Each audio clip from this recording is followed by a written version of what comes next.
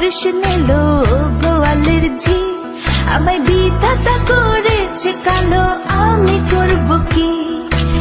এক কালো যমুনার জল সর্বপ্রাণী খায়, আরেক কালো আমি কৃষ্ণ সকল রাধে চাই।